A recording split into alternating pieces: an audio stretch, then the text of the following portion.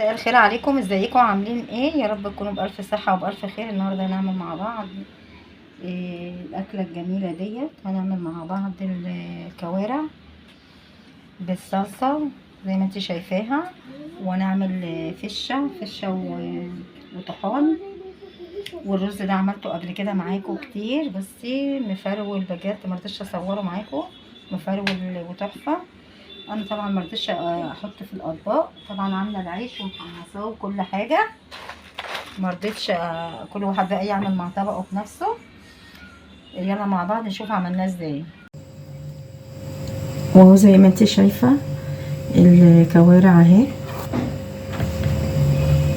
تنظيفها قبل كده عملتها معاكم، بس مش مشكله نعملها تاني. اول حاجه معايا خل، اهم حاجه الخل ده، كمان معايا كوارع ومعايا فشه بس مش عارفه اصورها بعيده، ومعايا فشه وطحال، نفس اللي هعمله هنا. هجيب الخل، طبعا شويه ميه صغيرين ما كترش، والليمون، واحط القشر بتاعه، والليمون اهو، واحط القشر بتاعه. اهم حاجه في اي اكله لازم لازم لازم لازم انك تكوني منضفاها. على اساس ايه؟ بصي اللي متنضفه ازاي وزي القشره. بصي، يبقى انا دلوقتي اهم حاجه جبت الليمون زي ما انت شايفه، يعني الليمون رخيص، يعني حتى لو مش كده هو على اساس تاكليها بنفس. ونفس اللي هعمله هنا هو هعمله فين؟ ثواني بس، ما تكتريش الميه على قد ما تقدري، حطي الملح، وطبعا الفرق اهم حاجه.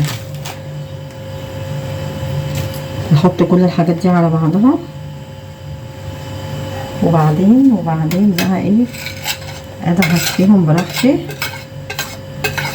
يبقى انا كده اهوت ايه، حطيت كل حاجه، نفس الحكايه، نفس اهي، كله مع بعضه كده اهو. ممكن تلبسي جلافز، ممكن اللي انت عايزاه، بس انا بصراحه انا بحب اعمل كل حاجه بايدي اهي. ونفس الحكايه ابتدي، بصي هي دي بقى اللي انا عايزاها مني، واحد حته قصدي، يعني قطعه بنفس الحكايه. تعملي لها مساج كده اهو. وتاني مرحله زي ما شفتي، بعد ما شطفتها كويس جدا جدا جدا، وكمان الطحال شلت القشره اللي فيه، ممكن تشيلها بعد ما القشره البيضه دي شلتها، ممكن انت كمان تشيليها بعد ما تستوى، بس انا بحب بصراحه اشيلها واخلص منها. صفيته، غسلته كويس وصفيته من الميه. وبرده اخر حاجه ليا، اخر مرحله الملح بس كده اهو. شايفه معايا حله اهي، حاطه فيها شويه ميه صغيرين، ونفس الحكايه الحله ديت برده مش مكتره الميه قوي. ليه بقى؟ عشان اول مره اسلق الميه بتاعت الكوارع واقلبها، وبرده بتاعت الفشه والطحال واقلبها. اهي الميه غليت اهوت، بس استنى تغلى شويه وانزل بيهم. وزي ما اتفقنا، اول ما تغلي اول حاجه انزل بيها الطحال اهو، وبعدين الفشه بتاعتي غلوه واحده، وبعد كده اطفي عليها. الغلوه دي هتنزل فيها كل الميه اهي نفس الحكايه. حطيت الكميه بتاعتي كلها، ابتدت تغلي، وشايفه الميه ابتدي ايه، بصي لسه برضو غلوه واحده زي ما قلت لكم، واطفي عليها. بصي عايزه اعرفك حاجه، بصي اهي ابتدت تقلب، وبصي الميه برضو، يعني برضو الميه حرام نضيفها، بس طبعا هغيرها عشان الريمه دي ابتدي اتخلص منها. ميه الكوارع بتاعتي لسه ما غليتش برضو، غلوه واحده وهطفي عليها. واهو للمرة التانية برضو غيرت المية وحطيتها، وابتدي احط الحاجات اللي انا حطاها. بصل شيري، ولو عندي طماطم شيري كنت حطيتها، نفس الحكاية. والقراولة حب.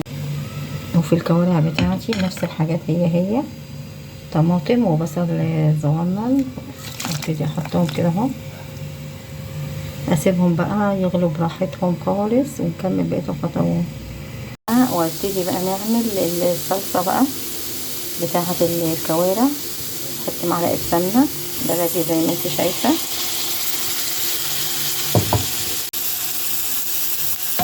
وضفت معلقة توم مفرومة اهي زي ما انت شايفة. ابتدي اقلب كله على بعضه.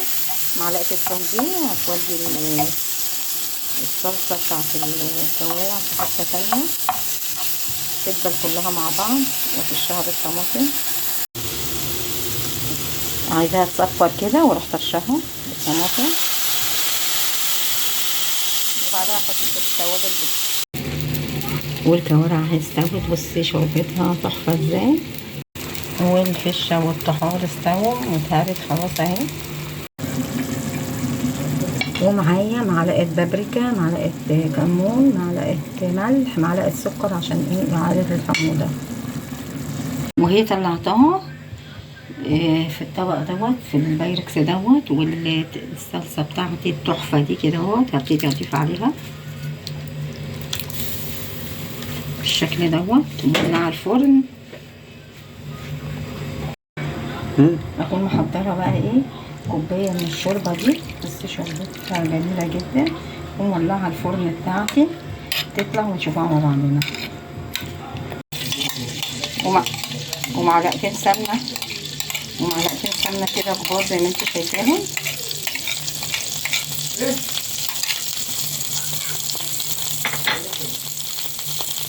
اهو قطعت الفشة بالطريقة دي.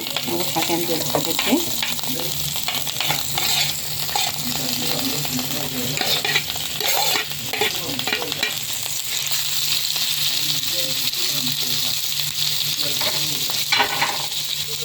نفسها في نفس الطاسة. انا بحب الجريلا دي بصراحة، بتنجزني في حاجات كتير.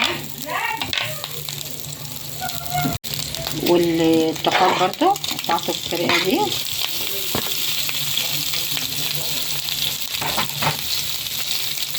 بقى تحط الثومة مفرومة كده، تاخد بقى ريحة الثوم في النص كده اهو. وبعدين فلفل، ممكن تحطي سبايسي، ممكن تحطي دوت عادي خالص. وهي بقى الفلفل دبل واستوت. حطيت الفلفل اسود وملح بس كده اهو. وهي بعد ما حطيتها كلها في الاطباق، انا طبعا عملت الرز بس ما صورتهوش معاكم.